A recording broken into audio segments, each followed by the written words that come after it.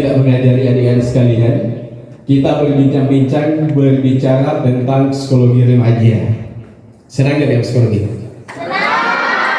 Siapa mau bercita-cita mau jadi seorang psikolog? Serius? Serius? Duarius? I agree with you. Kita berbicara tentang psikologi, tetapi temanya psikologi remaja. Sudah remaja kan? Umurnya berapa?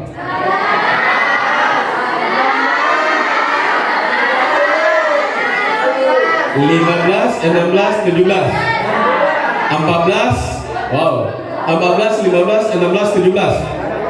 Ada yang sudah 20? Ada yang sudah 20? Iya. Iya, tidak ada yang sudah 20 ya. Tapi yang 50 sudah ada. Ada yang 50. Jadi hari ini kita berbicara tentang psikologi remaja. Remaja dalam perangkap depresi. Sehat semua nggak? Serius? Sehat semua? Sehat? Angkat tangan yang sehat. Angkat tangan yang sehat. Yang nggak sehat siapa? Yang nggak sehat siapa? Tapi saya tak percaya kalau kalian sehat semua. Saya tak percaya kalau kalian sehat semua. Yang punya masalah siapa? Ya, 99%. Berarti kita semua nggak sehat. Ya kan? Ya tadi bilangnya sehat. Ya. Berarti terbukti kalau kita nggak sehat. Sehat ada dua jenis, sehat jasmani dan rohani. Berarti rohaninya nggak sehat. Saat ini atau kemarin? Saat ini. Kalau saat ini nggak sehat, berarti nanti dibubarkan nanti sebentar. Ya. Sekarang sehat dia jasmaninya, rohaninya. Sehat ya? Sehat atau enggak? Kalau nggak sehat terlanjut 50. Ya, berbicara tentang sebuah remaja, itu saya tidak mau menjelaskan dari fase keberapa dimulai menjadi seorang remaja. Itu hal yang umum sekali, hal yang umum. Tapi pada saat ini saya berbicara tentang bagaimana remaja dalam perangkap depresi. Semua remaja pasti mengalami depresi. Betul nggak? Siapa yang sering depresi? Kebanyakan perempuan ya. Kebanyakan perempuan ya. Ya. Yang laki-lakinya? Depresi karena apa? Tugas. Ya nanti sebentar kita bahas. Tahu nggak? Kenapa seorang remaja itu selalu terperangkap dalam keadaan depresi atau perasaan depresi, situasi depresi? Bukan hanya remaja, orang tua pun juga depresi, anak-anak pun juga depresi, bahkan binatang pun juga biasa depresi. Ya, kita sebagai hewan yang berakal otomatis akan depresi juga. Kenapa orang depresi? Kenapa orang depresi? Banyak masalah, banyak pikiran, tidak ada uang. Tahu nggak apa akibatnya depresi? Stres. Anehnya kita seorang remaja bahwa depresi itu menyebabkan kita tidak nyaman, tapi kesalahan kita mau juga depresi. Iya kan? Sudah tahu itu menyebabkan kita tidak nyaman, tapi kita mau ingin depresi juga. Iya. Ya, harusnya tidak mau kan? Harusnya tidak mau depresi karena sudah tahu akibatnya bahwa depresi itu akan seperti ini, ya nggak usah depresi. Nggak mudah ya? Nggak mudah. Pasti bisa. Pasti bisa. Oke. Jadi perangkap dalam depresi yang menyebabkan depresinya seorang remaja itu biasa disebabkan sebuah penampilan, iya kan, akademisnya, ya, percintaan, ya. Masya Allah, pergaulannya, hubungan interaksi sosial dengan temannya, ketemuannya, ya, adanya tekanan, baik tekanan dari orang tuanya, dari saudaranya, dari temannya, maupun tekanan dari lingkungan sekolahnya. Tapi yang sering menjadi problem depresi yang paling berat bagi remaja, cinta.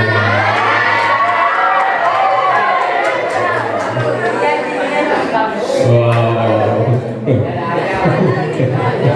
luar biasa. Kalau saya tanya, saya kasih pilihan, pilih cinta atau cita-cita? Serius?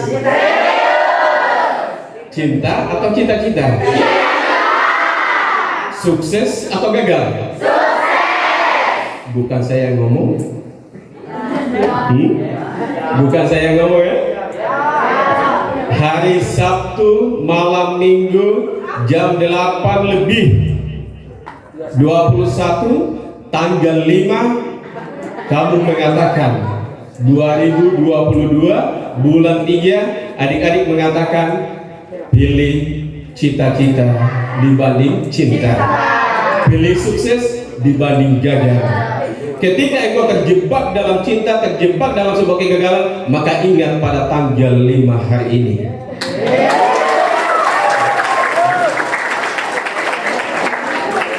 Supaya tidak depresi.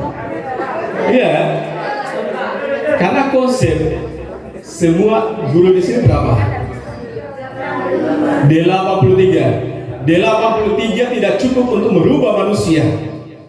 Tapi yang bisa merubah pribadi manusia adalah diri kita sendiri. Iya ya. Bagaimana cara untuk merubahnya? Ingat setiap apa yang pernah kita ucapkan. Ya, gitu ya. Selalu ingat, ketika engkau berada dalam sebuah dilema sebagai seorang remaja, maka ingat, saya dulu pernah mengatakan ini. Saya dulu pernah mengucapkan bahwa saya ingin menjadi orang yang sukses. Saya dulu pernah mengatakan bahwa saya mengabaikan cinta, saya memilih cita-cita saya. Ketika engkau diputuskan terjebak dengan perasaan kamu, maka ingat, saya harus memilih cita-cita saya dibanding cinta saya. Ya. Karena cinta bisa didapat kapanpun, tapi cita-cita ketika kamu gagal, gagal untuk selamanya. Ya, you believe or not? Okay, thank you. Ya, ya, penyebab seorang siswa atau remaja kenapa dia depresi adalah hukum mode. Tahu hukum mode? Hukum mode itu kalau kita melihat penampilan orang lain, kita kepingin berpenampilan seperti dia. Iya kan? Kita lihat tetangga kita pakai baju ini, beli ini, kepingin beli juga itu. Iya kan? Kita lihat teman kita merokok, kepingin juga merokok. Serius. Ya. Kita lihat tetangga kita beli ini dan sebagainya, kepingin juga seperti itu. Dia berpakaian modis dan sebagainya, berusaha untuk menjadi modis juga. Meskipun hukum mode secara ilmu sosiologi, hukum mode itu sangat memberi pengaruh besar terhadap perkembangan psikologis seorang remaja maupun individu. Kenapa saya katakan? Karena kita berdasarkan sebuah teori kebutuhan. Sebuah pribadi ingin dipandang sempurna. Sebuah pribadi ingin dipandang cantik. Sebuah pribadi ingin dipandang gagah. Sebuah pribadi ingin dikagumi. Sebuah pribadi ingin dipuji.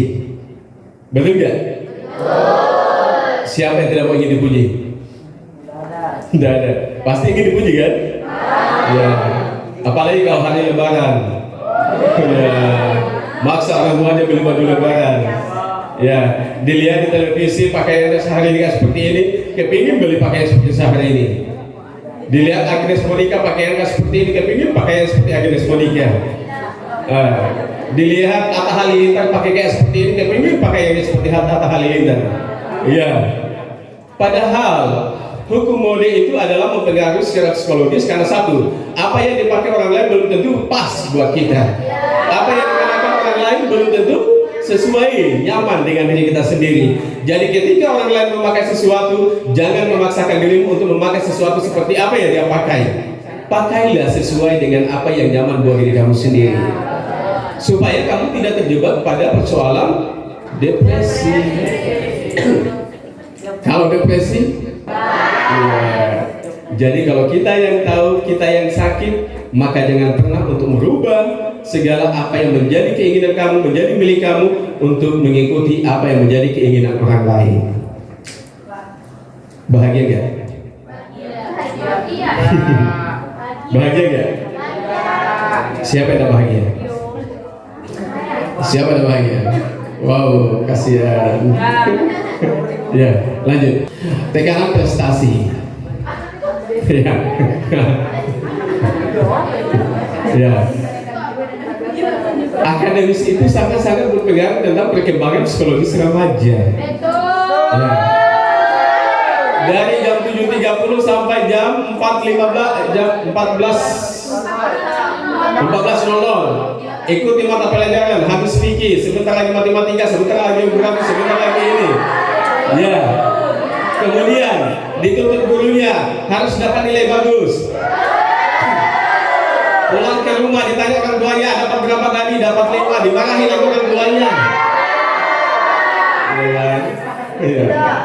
Kemudian lihat temannya dapat nilai 10, dia diolok-olok oleh temannya, bodoh sekali kamu. Terganggu nggak? Ya. Jadi akademis itu mempengaruhi psikologi orang.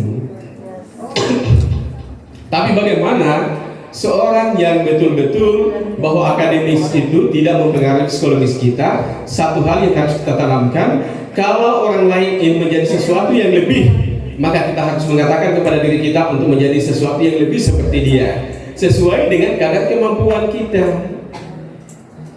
Belajar segala hal dalam kehidupan. Allah kan menuntut kita. Allah itu menuntut kita untuk belajar segala hal, memberikan kewajiban kepada kita, menugaskan kepada kita untuk belajar segala hal. Tetapi Allah tidak memberikan hak kepada kita untuk mengetahui segala hal. Betul nggak? Jadi ketika kita bangun kesadaran bahwa diri kita, Allah itu memberikan potensi pada diri saya. Potensi itu bagaimana menjadi sesuatu yang bermanfaat, maka saya harus menggali potensi itu, saya kembangkan potensi itu. Kalau saya hobinya di agama, saya harus belajar agama, tapi jangan menyampingkan pelajaran yang lain. Karena satu ilmu dengan ilmu yang lain saling berkaitan satu dengan yang lainnya. Jadi ketika engkau hanya belajar agama kemudian tidak mau belajar yang lainnya, dan pada saat engkau ketemu dengan orang yang tidak ahli agama, maka kamu bingung untuk berbicara apa terhadap dia. Betul? Jadi harus belajar semuanya. Walaupun kita tidak profesional dalam bidang itu, tapi setidaknya kita memiliki pengetahuan dalam bidang itu. Jadi ketika kita diskusi dengan teman, kita bisa nyambung komunikasi dengan dia. Hal apa yang paling sulit bagi kalian dalam sebuah akademis? Bersaing. Bersaing sama siapa? Sebenarnya tidak susah bersaing sama teman. Diri sendiri. Oh, sepakat. Ya? Sepakat. Yang membuat susahnya kita persaingan bukan dengan orang lain, tapi bersaing dengan diri kita sendiri. Bersaing bagaimana kita harus memahami kemalasan kita, memahami bagaimana kekurangan kita, memahami bagaimana kelebihan kita, apa yang harus kita kembangkan kepada diri kita sebagai seorang generasi. Kalau kita paham tentang hal apa yang kita kembangkan dalam diri kita, maka insya Allah kita akan bisa bersaing dengan teman kita. Tapi seringkali yang menyebabkan kita tidak bisa bersaing adalah kita selalu dipatahkan oleh diri kita sendiri sebelum dipatahkan oleh teman. Ya. selalu memberi asumsi asas praduga negatif di dalam diri kita. Walaupun teman tidak bilang, kamu bodoh, tapi selalu mengatakan, saya bodoh daripada kamu. Ya, saya tidak bisa seperti kamu, padahal coba Anda lakukan. Tidak confident ya, tidak percaya diri. Kenapa memberi jawaban gak tahu, padahal kamu belum melakukannya? Ya, betul gak? Jangan pernah engkau memberikan sebuah jawaban tidak ketika engkau belum bisa melakukan sebuah tindakan terhadap apa yang diinginkan dan dilakukan. Ya. Karena kapan kita memberikan jawaban tidak, secara tidak langsung kita membangun sebuah kelemahan kepada diri kita untuk tidak bisa berbuat. Karena jawaban bisa dan tidak bisanya seseorang pada saat dia sudah melakukan, baru dia bisa menganalisa. Oh, ternyata saya nggak bisa.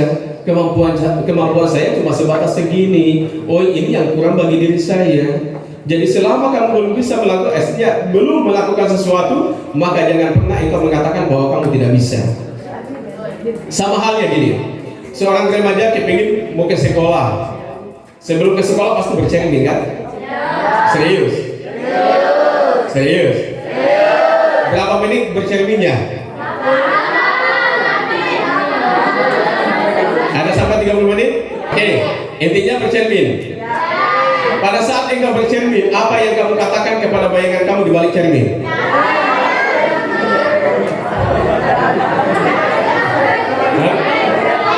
Tidak ada. Siapa yang biasa mengatakan sesuatu di balik bayangannya di dalam cermin itu? Yang sering kamu katakan apa?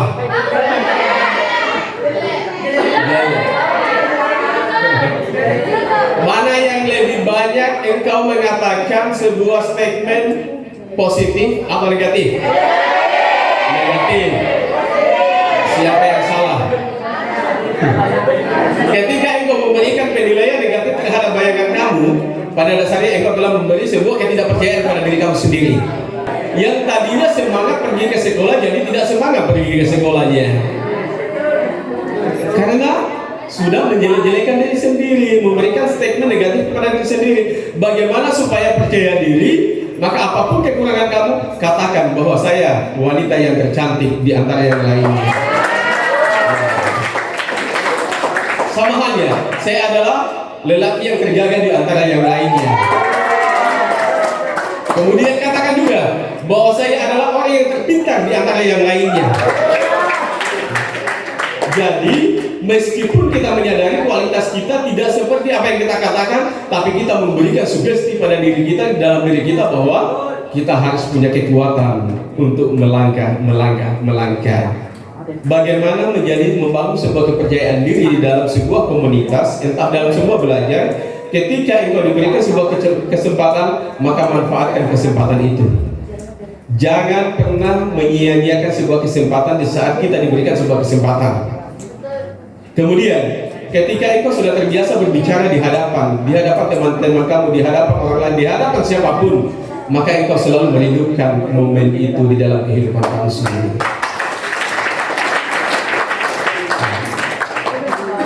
Pernah nggak menjelaskan makalahnya di depan kelas? Gimana rasanya? Dan deg-deg, gugup. Pertama gugup, kedua kalinya mulai nyaman, mulai rileks, akhirnya merasa punya kerinduan untuk selalu Jadi gunakan manfaat. Lihat kekurangan kamu, jadikan kekurangan kamu menjadi sebuah kelebihan di dalam diri kamu sendiri. Oke. Depresi itu ada 3. Depresi ringan, sedang, dan berat. Tadi saya tanya sehat nggak semuanya? Bilang sehat. Setelah saya tanya lagi, nggak sehat. Kalau kita marah sama teman, pada dasarnya bahwa kita tidak sehat. Iya kan? Karena kondisi jiwa kita tidak stabil dan kita berada dalam kondisi depresi ringan. Jadi setiap orang itu mengalami gangguan mental. Ya, setiap orang itu mengalami gangguan mental. Bukan hanya orang gila yang mengalami gangguan mental. Kalau orang gila itu dia namanya mental disorder. Artinya dia mengalami gangguan mental secara permanen. Tapi kalau kita sebagai orang yang sehat fisiknya, sehat akalnya, kemudian tiba-tiba marah, maka kita berada dalam kondisi gangguan mental ringan. Jadi semuanya sakit mental juga. Iya ya. Jadi kalau ada temannya suka cibir temannya, oh dia gangguan mental. Iya. Iya ya. Ada teman kelasnya duduk di sana, di pojok sana ceritakan temannya, dia gangguan mental. Jadi nggak usah merasa marah dengan dia, ya. Kalau ada temannya suka bicarakan temannya, suka ngewel sama temannya, cukup bilang, kamu gangguan mental ya. Mau nggak? Langsung dibilang saja. Atau kalau nggak berani bilang sama dia, cukup katakan dalam diri, dia lagi gangguan mental. Supaya tidak digubris, kita tidak merasa terbebani dengan apa yang dia katakan. Kalau ada teman kita sekelas kita baku bombe, ya, siapa yang suka baku bombe di kelasnya? Biasanya dari satu kelas itu sampai 30 siswa, 40 siswa, sekian persen pasti tidak senang, tidak nyaman dengan temannya. Tadinya kepingin mau ke sekolah, ketemu lagi sama dia. Ya. Yang tadinya ingin rajin sekolah jadi tidak rajin sekolah. Yang tadinya ingin berprestasi menjadi tidak berprestasi karena selalu merasa sama temannya. Ya, dicari-cari kesalahannya, dicari dan sebagainya, ya kan? Ya. Jadi konsep untuk menjadi seorang remaja supaya tidak depresi, maka jauhi yang namanya baku bombe. Kalau teman kamu tidak baik sama kamu, kemudian dia sifatnya seperti dan sebagainya, cukup kamu katakan bahwa dia lagi gangguan mental. Ya, katakan kepada diri, dia lagi gangguan mental, dia lagi gangguan mental, dia lagi gangguan mental. Teman sekolah kita membuat kita depresi. Orang yang kita cintai juga membuat kita depresi. Bahaya. Ya. Kenapa orang terdekat kita membuat kita selalu depresi? Apa alasannya? Tidak tahu. Karena orang yang terdekat kita adalah orang yang paling kita percaya di dalam kehidupan kita. Kalau dia menyatakan sesuatu yang tidak sesuai dengan apa yang kita inginkan, atau apa yang kita inginkan tidak diberikannya, maka itu sangat berdampak psikologis terhadap diri kita sendiri. Berbeda dengan orang lain. Kalau orang lain dia tidak melakukan apa yang kita inginkan, cueknya sedikit, sebentar saja. Tapi kalau orang terdekat kita tidak melakukan apa yang kita inginkan, tidak memenuhi apa yang kita inginkan, maka stresnya lama. Karena setiap saat kita akan ketemu sama dia, dan susah kita berdamai dengan diri kita terhadap orang yang tidak nyaman dengan diri kita sendiri, apalagi dengan orang tua kita. Siapa yang depresi sama orang tuanya? Nah, tidak boleh bohong sama saya. Hah? Siapa yang jengkel sama mamanya? Hah? No. Siapa yang jengkel sama mamanya? Siapa yang jengkel sama mamanya? Hah? Saya tidak percaya. Saya tidak percaya kalau kamu tidak jengkel sama mamamu. Suka yang mana? Mama yang cerewet atau tidak cerewet?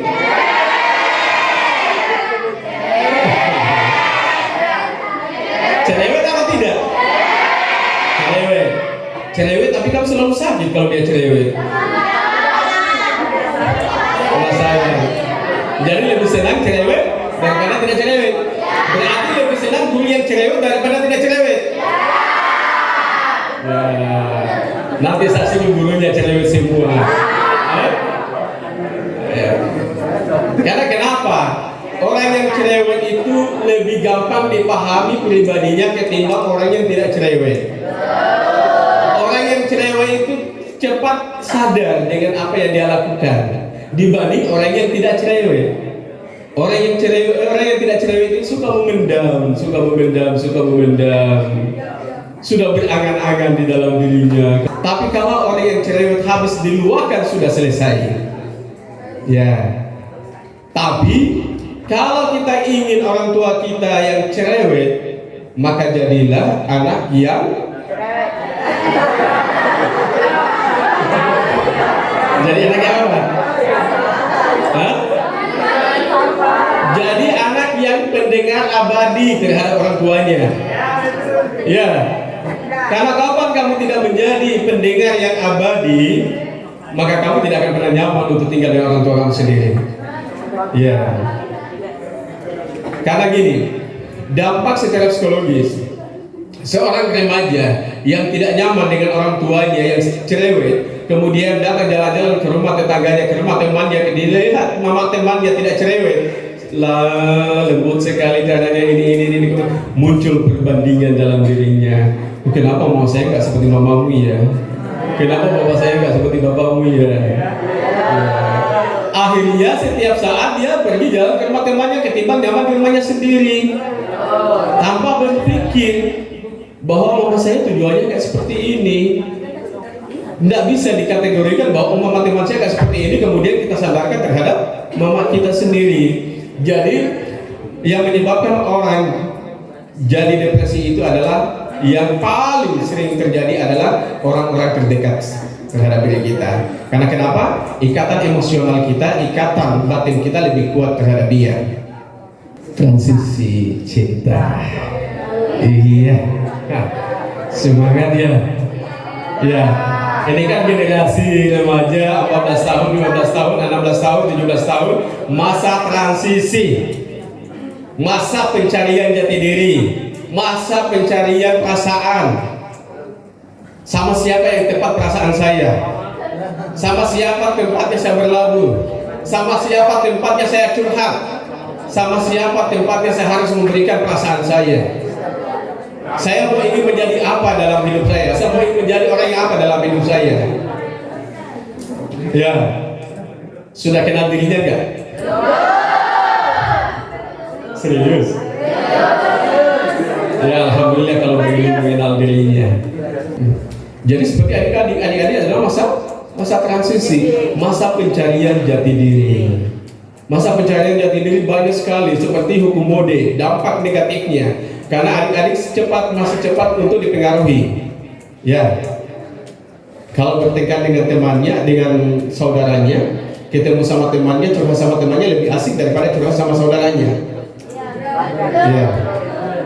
Akhirnya ketika dia sudah curhat terhadap temannya, kemudian nyaman dengan temannya menyuguhkan sesuatu yang tidak sesuai, karena dia sudah terkontaminasi perasaan dan pikirannya, sehingga dia mudah terjebak dengan apa yang dikatakan oleh temannya.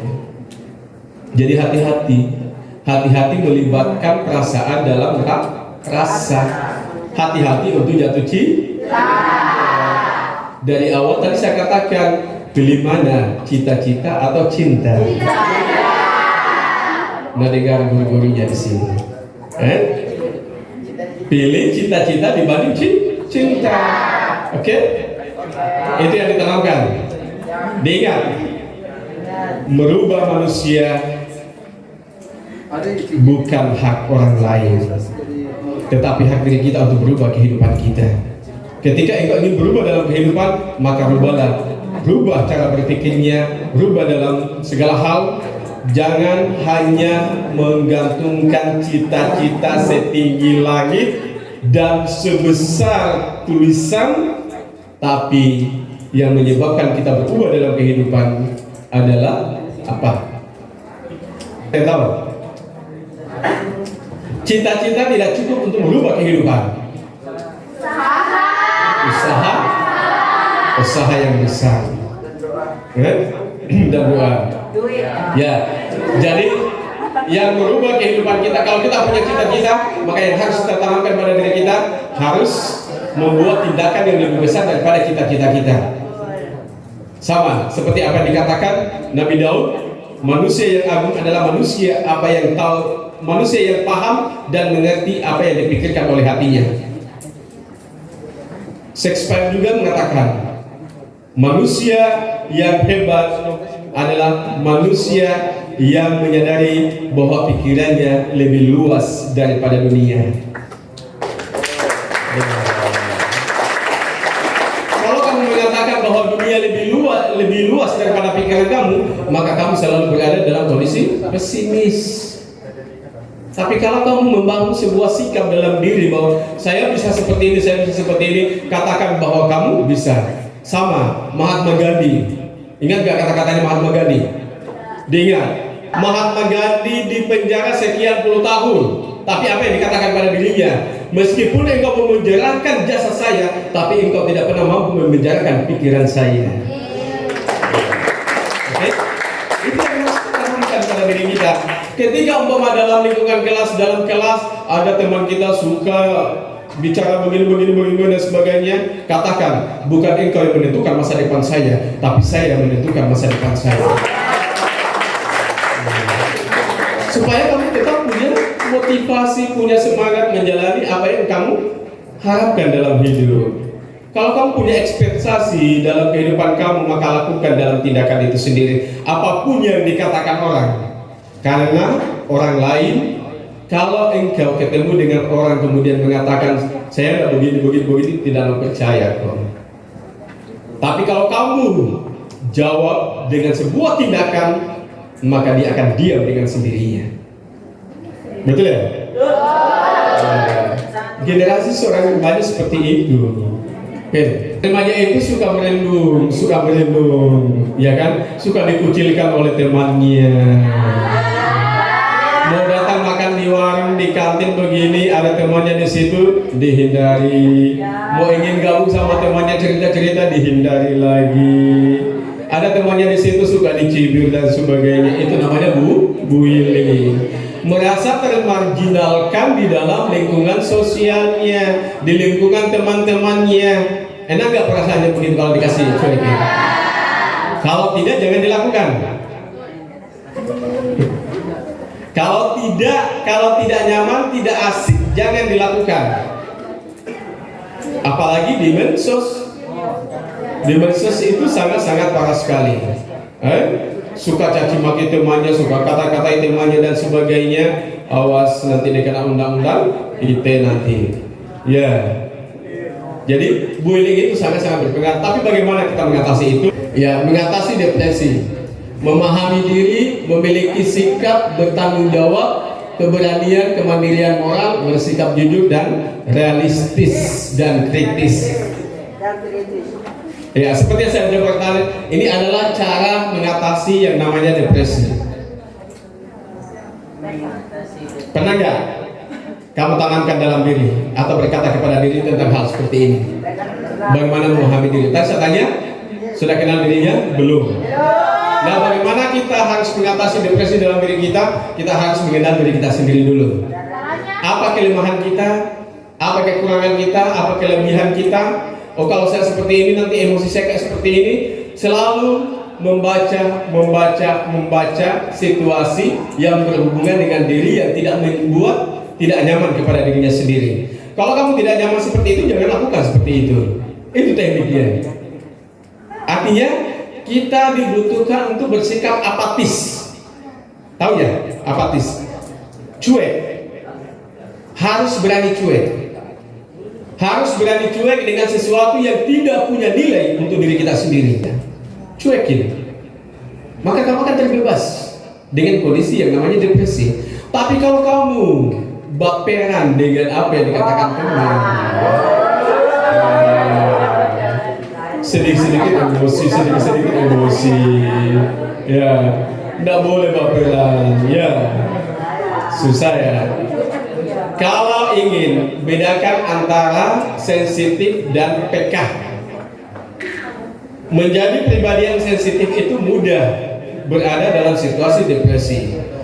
Kamu depresi, kemudian stres, dari stres kemudian kamu histeris, dari histeris kamu jadi gila.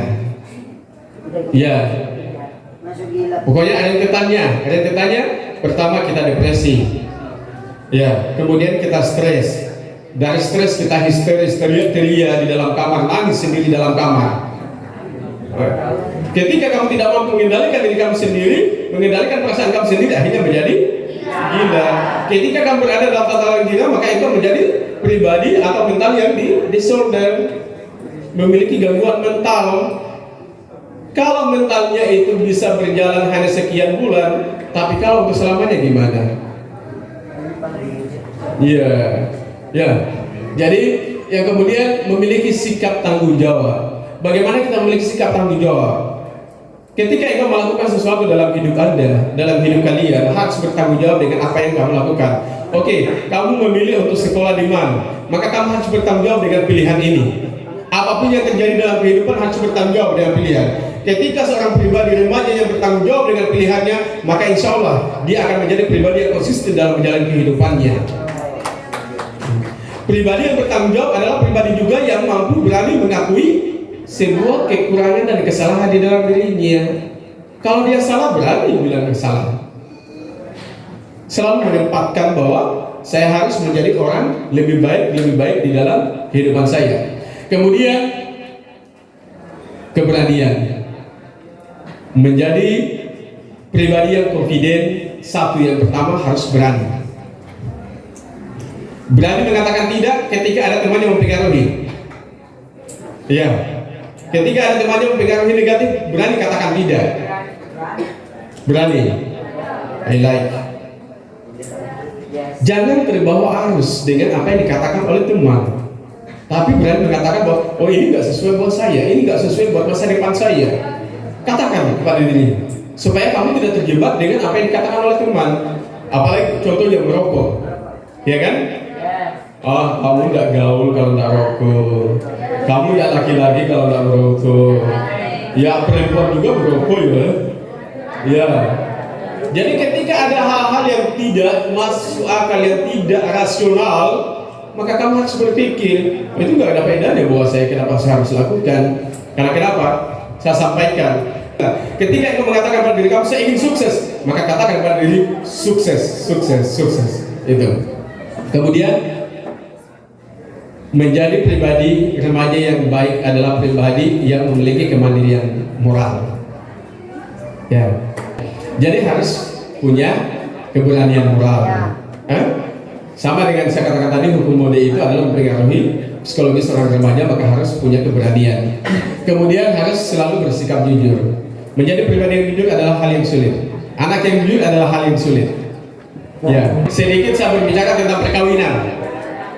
Karena tadi ada transisi dan cinta.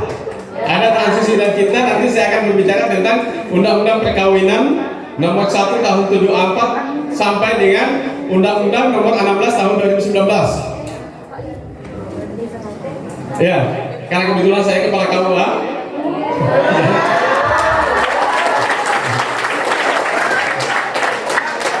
Jadi, mau nikah nggak?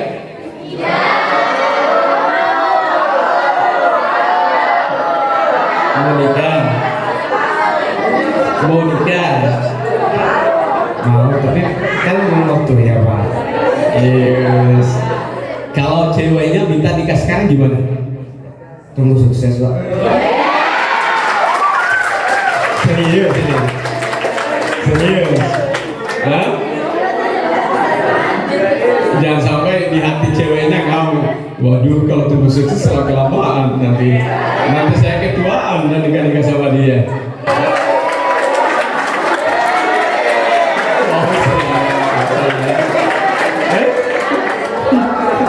Jadi kenapa saya sampaikan seperti ini? Karena saya ingin adik-adik ketika engkau menggantungkan sebuah harapan cita-cita, maka fokus terhadap cita-citanya. Jangan pernah fokus berpikir tentang sebuah pernikahan, karena pernikahan bukan kewajiban tapi pilihan hidup. Kasus perceraian tahun 2020, Kabupaten Polewali Mandar mencetak perceraian 979.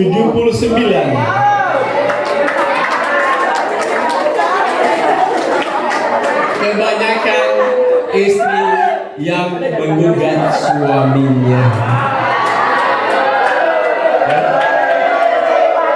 Kemudian di 2021 687 kasus perceraian disebabkan oleh perselingkuhan dan ekonomi.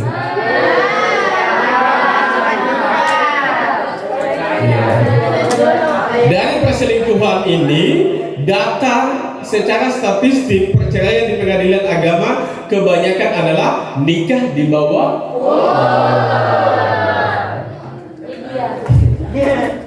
Jadi kalau mau nikah jangan dulu nikah. Dulu Undang-Undang Perkawinan nomor 1 tahun 74 usia pernikahan bagi wanita adalah 16 tahun. Laki-laki 19 tahun. Tapi terjadi perubahan undang-undang menjadi Undang-Undang nomor 16 tahun 2019, batas usia pernikahan laki-laki dan perempuan harus 19 tahun. Jadi adik-adik belum wajib untuk itu. Kalau ada ceweknya, cowoknya, ayo nikah yuk daripada sekolah-sekolah capek. Ya. Menikah tidak menyelesaikan masalah, tapi menambah. Sama halnya juga, sama halnya perceraian. Perceraian tidak menyelesaikan masalah. Pengadilan agama itu tidak menyelesaikan masalah. Pengadilan agama hanya merubah status. Iya ya? Status kawin menjadi budak atau janda. Ya, ketika menjadi janda, jadi guncingan di masyarakat, masalah lagi. Ketika jadi duda, jadi guncingan di masyarakat, bonceng tetangganya, ternyata ibunya keluarganya, dibicarakan lagi, masalah lagi. Jadi daripada engkau masuk dalam masalah rumah tangga, lebih baik masuk dalam masalah pendidikan untuk mencapai sebuah tujuan dalam kehidupan. Saya dari tahun 2009 melayani sebuah pernikahan, hampir rata-rata nikah di bawah umur.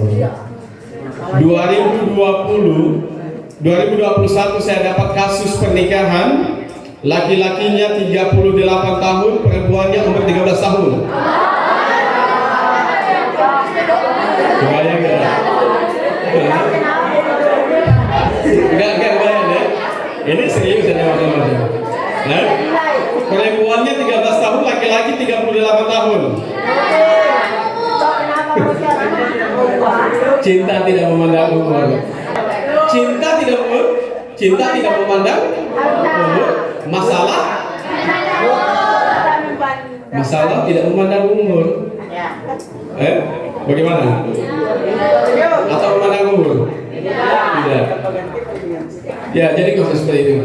Jadi adik-adik sekalian, seorang remaja, saya yakin kalian adalah remaja yang punya masalah. Saya yang punya masalah. Banyak sekali. Saya mau ingin dengarkan masalah yang paling mendasar. Masalah cinta, masalah tugas. Kamu kelas berapa? Kelas 10. Pertama sekali itu saya dapat waktu kelas 3 SMP. Masalahnya masalah percintaan.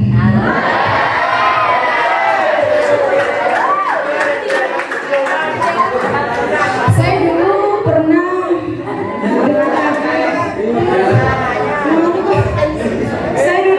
dekat sama orang selama kurang lebih 2 tahun.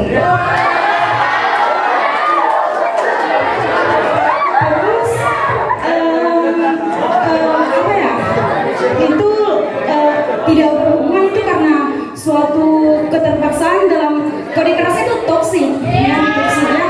Terus kan kalau kita kan kalau dekat sama orang itu kayak dia yang memotivasi, nah setelah jauh kayak ada yang kurang, mulai depresi, tidak nafsu makan.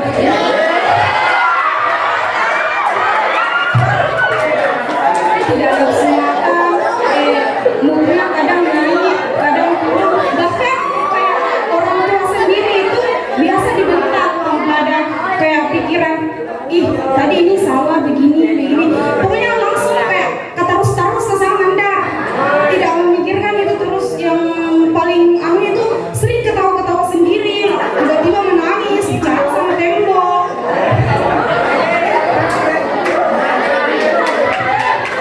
Iya. Masalah perasaan saya yakin pasti mewakili untuk semua. Ya.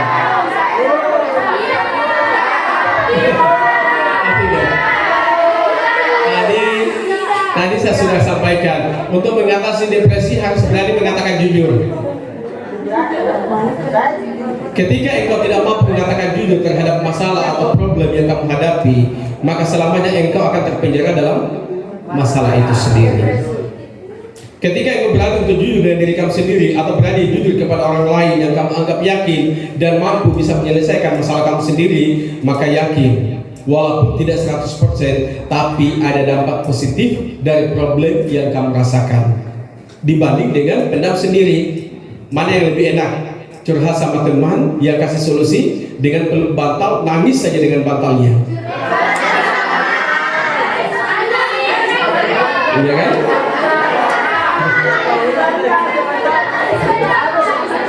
Dipendam.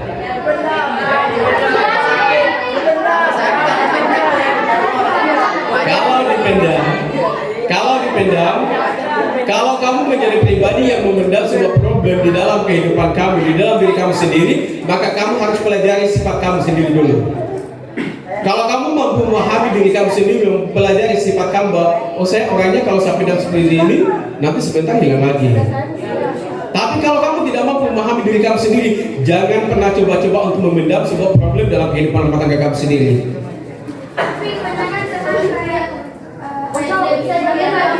Bermuka dua, ya. Makanya hati-hati untuk curhat. Carilah tempat curhat yang memiliki ilmu, bukan tempat curhat hanya seperti tong sampah yang menampung semuanya, kemudian membusuk dengan sendirinya dan akhirnya terbau dengan semua orang. Itu menjadi sebuah kunci bagaimana kita harus curhat. Cari orang yang punya ilmu dan pemahaman, yang punya empati dan simpati terhadap problem diri kita, terhadap pribadi kita, terhadap rasa kita, terhadap masa depan kita, terhadap rahasia kehidupan kita. Jangan sembarang cerita. Ya. Kemudian, kalau kamu tidak mampu untuk cerita kepada orang lain, jadilah pribadi yang kreatif. Caranya pribadi yang kreatif? Diary boleh, membaca boleh, refleksi boleh, tur kemana-mana cari ilmu dan sebagainya. Ambil kesibukan yang sifatnya membangun. Nah, ketika ada toksis ya, namanya toksis seperti itu, selalu menekan diri kita. Saya luar biasa SMP sudah terperangkap dalam rasa luar biasa sekali, karena memang anak gadis itu lebih duluan dewasa dibanding anak laki-laki. Secara perkembangan motorik, anak perempuan lebih cepat. Di umur 13 tahun, hampir rata-rata anak perempuan itu sudah balik, sudah haid. Tapi anak laki-laki dalam perkembangan sikap psikologi perkembangan anaknya, dia nanti di umur 14 atau 15 tahun. Tapi rata-rata di umur 15 tahun. Tapi kalau anak perempuan kebanyakan umur 13 tahun. Ada yang sudah 12 tahun. Tergantung perkembangan psikologisnya dan pergaulannya. Kalau dia lebih banyak pergaulannya dengan ibu-ibu, dengan kakak-kakak yang sudah dewasa, maka dia lebih cepat perkembangan secara psikologisnya, baik mentalnya maupun perkembangan motoriknya. Tapi kalau anak laki-laki, meskipun dia bergaul sama orang remaja, tapi kalau dia orang dewasa, tapi umurnya belum bisa sampai ke situ, maka dia belum mencapai namanya yang balik. Jadi adik, luar biasa sekali. Saya salut. Sampai sekarang masih nyaman? Tidak nyaman? Sudah nyaman sekarang? Sudah nyaman? Ya. Selalu mengatakan kepada diri, ketika kita punya masalah, apalagi namanya perasaan, apalagi yang namanya perasaan. Jadi ketika engkau memiliki rasa kepada orang lain, mencintai orang lain, jangan pernah berlebihan untuk mencintai orang lain. Jangan pernah berlebihan. Khalil Gibran itu mengatakan, ketika engkau memiliki rasa dan ingin menyampaikan, memberikan rasa itu kepada orang lain, maka berikan rasa itu sesuai dengan kadar kemampuan kamu sendiri. Jangan melebihi kadar kemampuan daripada rasa kamu sendiri. Saya pernah tangani kasus pernikahan, mau menikah, saya tanya, cinta nggak sama calon suaminya? Cinta. Saya nggak sama calon suaminya? Sayang. Suaminya juga saya tanya, saya nggak sama calon istrinya. Berapa persen cinta kamu sama calon istrimu? Dia katakan 98%. Tapi saya tanya calon istrinya, berapa persen cinta kamu sama calon suamimu? 25%. Nah, adil nggak? Tidak adil. Secara nilai tidak adil, tapi secara substansi itu adil. Orang yang memberikan rasanya kepada orang lain dengan nominal secara nilai kurang dari 100%, berarti dia mampu memahami keterbatasan rasa di dalam dirinya sendiri. Karena ketika engkau melibatkan banyak rasa dalam diri kamu sendiri, maka yakin kamu akan diperbudak oleh perasaan sendiri. Secara psikologi, akal itu adalah cell of control dalam tubuh manusia. Dia yang mengelola, dia yang mengendalikan tubuh manusia. Tapi seringkali akal menjadi budak perasaan. Ya, betul ya? Ketika perasaan kita terlalu besar, kita tidak akan pernah bisa berpikir secara rasionalitas. Karena rasa yang bermain dalam diri kita sendiri. Jadi ketiga, saya wanti-wanti saya sampaikan kepada adik-adik, kepada siapapun. Ketika engkau punya rasa, maka jangan pernah engkau melibatkan rasa yang begitu besar. Ya, cukup katakan, saya memberikan kamu sekian, yang sekiannya untuk diri saya sendiri. Jangan sampai kamu diperbudak oleh perasaan kamu sendiri. Akhirnya terlibat dalam dilema, akhirnya depresi. Sedikit berbicara tentang rasa, tentang cinta, tentang kasih sayang, tentang harapan, tentang impian. Saya yakin adik-adik semua punya mimpi. Saya yakin adik-adik semua punya mimpi. Capek gak? Kalau capek, saya mohon berdiri. 1, 2, 1, 2, 3. 1, 2, 1, 2, 3. Pegang tangan kanannya seperti memegang saudara kandungnya. Ucapkan istighfar dalam hati. Astagfirullahaladzim. Di dalam doa-doamu untuk masa depanku, aku tahu kesalahanku begitu banyak. Aku tahu banyak sekali salahku. Kemarin minggu lalu, 1 bulan yang lalu, aku masih buat salah kepadamu. Dan pada hari ini aku belum sempat untuk meminta maaf kepadamu, Ibu. Maka maafkanlah aku. Maafkanlah aku, Ibu. Jika aku tidak bisa memberikan segala apa yang kamu inginkan, tapi izinkan aku untuk berbuat kebaikan, untuk menjadi anak yang lebih baik kepadamu, Ibu. Ibu, engkau segalanya. Engkau segalanya, maafkan aku, Ibu. Hanya doa dan harapan untuk membuktikan kepadamu ini. Ibu, izinkan aku untuk tidak mengecewakan kamu. Titipkanlah aku di dalam doa-doamu. Dan sepulang dari sini, aku akan bersujud dan meminta maaf kepadamu, Ibu. Thank you. Wallahumma billahi wa bihamdihi. Wassalamualaikum warahmatullahi wabarakatuh.